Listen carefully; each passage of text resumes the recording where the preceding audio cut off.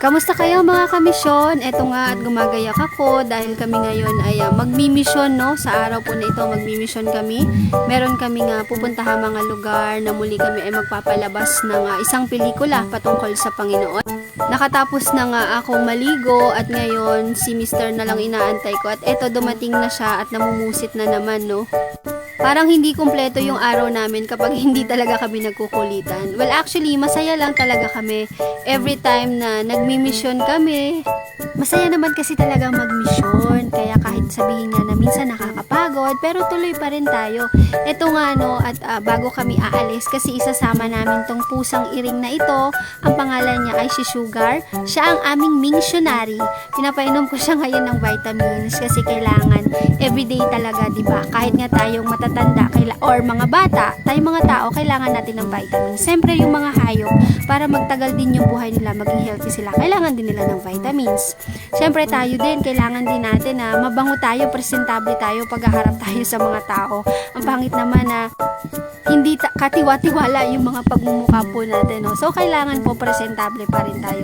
Ito nga, nagluto muna ako ng ulam namin bago kami umalis. Nagluto ako ng sinabawang isda. Sinabawang isda na matambaka.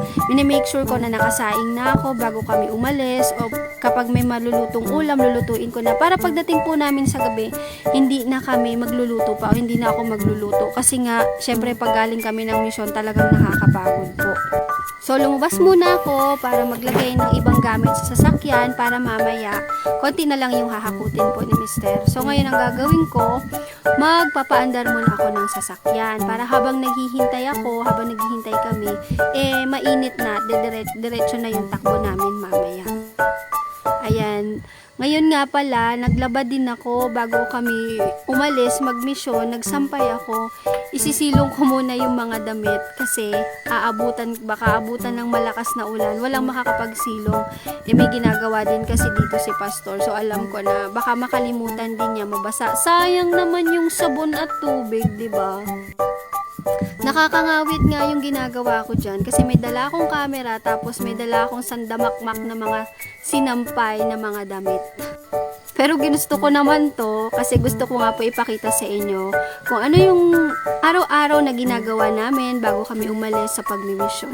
Ito kinukuha ko muna si Sugar. Sama nga ng tingin niya sa akin Parang ayaw niyang sumama kasi nakakapagod. Wala din naman siyang gagawin. Pero gusto lang namin siyang isama kasi para nakakapagbigay din siya sa amin ng tuwa, ng saya kasi hindi kami naiinip. Kahit yung lakad-lakad lang niya, pagpapakit lang niya sa amin sa sasakyan, natutuwa na talaga kami. Iba rin yung nabibigay na saya sa amin ng pusang to.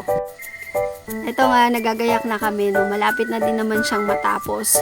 Grabe lang talaga ang kalat ng bahay namin ngayon. Kasi pag nagmi-mission kami, pagdating namin sa gabi, syempre tulog na, nakakapagod na magligpit. Sa umaga, nagliligpit ako.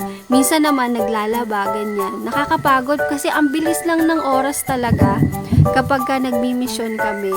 Pero, nagpapasalamat ako sa Panginoon dahil hindi kami nagkakasakit ni Mister. Ito na naman yung tingin niya talaga sa amin, no? Yung pusang to talaga, nakakatuwa talaga siya. Ang gagawin ko ngayon, bubuksan ko muna yung gate. Bali, nagpasok pala muna ako ng gamit pa dyan. Ayaw niya pa kasing bumaba. Sasama ko na lang siya pag magbukas kami ng gate. Tuwang-tuwa nga ako dyan kasi nakakapit lang talaga siya sa akin maigi. Natatakot din talaga siyang malaglag. Yan pala yung lugar namin. Yun yung building na hindi natapos ipagawa. Dito inaalis ko na lang yung lock ng gate.